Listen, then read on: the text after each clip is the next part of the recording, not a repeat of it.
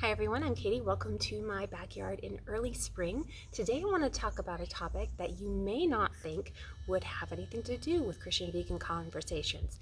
It's right versus privilege. We've heard the word privilege knocked around so much over the last few years, and it's quite annoying, and yet people still use it as if they know what they're talking about, and many times, sadly, they don't. They're just trying to push a certain agenda.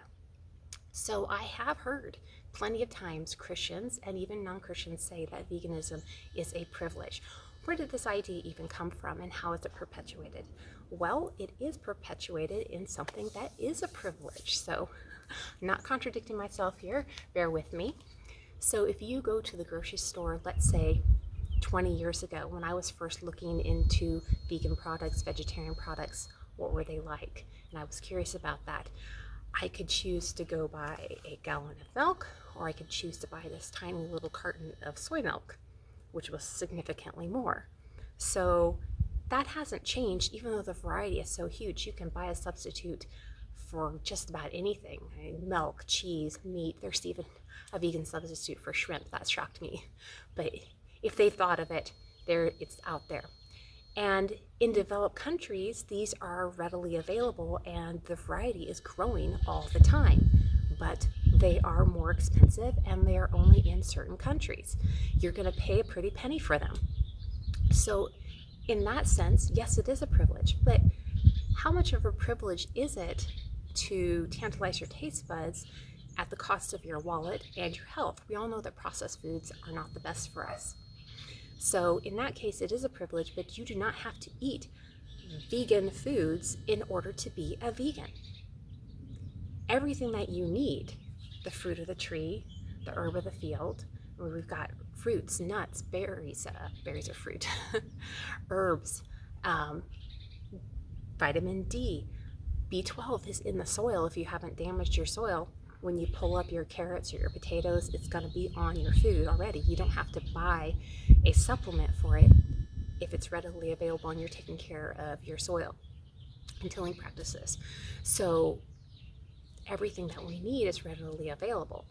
Now, what about people who choose to live in places where it's not readily available? Notice I use the word choose.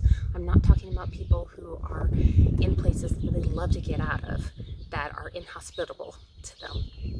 People who choose to live in the cold climates of Alaska, or who go out in the middle of the desert and choose to live there, but decide, no, they're not going to cultivate the land and have a thriving garden.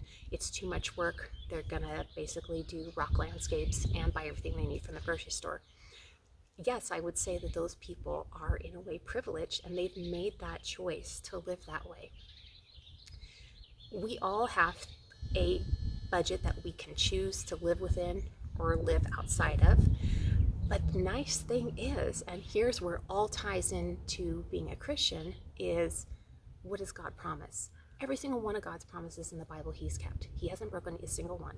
In Philippians 4:19, it says, "But my God shall supply all your need according to His riches and glory in Christ Jesus." Your needs, not your wants. So you might want a chocolate cake, and God supplies you with some bananas and green beans.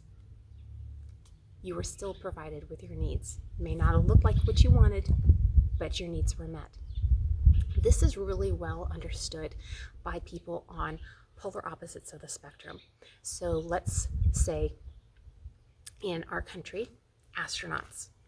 When they go up into space and they're in the International Space Station, and another astronaut is coming up, they've been up there for quite some time, maybe not their time to come back, they make a request of the astronaut coming up of what to bring with them. And every single ounce is carefully calculated and costs a lot of money, every little bit of added weight. And what's their first request? They'll tell you it's fresh produce, because they've been without it for so long. It just doesn't keep. They've been living off of foods that were able to be preserved, and they're craving something fresh. So that they make a request, and whatever they can afford to bring up, they bring up and share that one time, and it's a delightful meal, I'm sure. That is definitely a privilege. Now let's look at third world countries. Fully Raw Christina told a story about this, and when she was first becoming vegan, she was in the kitchen eating mangoes. And her father comes in and says to her, "Why are you eating poor people food?" Because where he and his family came from, mangoes were prolific everywhere. They'd ripen, they'd fall to the ground, free for anybody to eat as much as you want.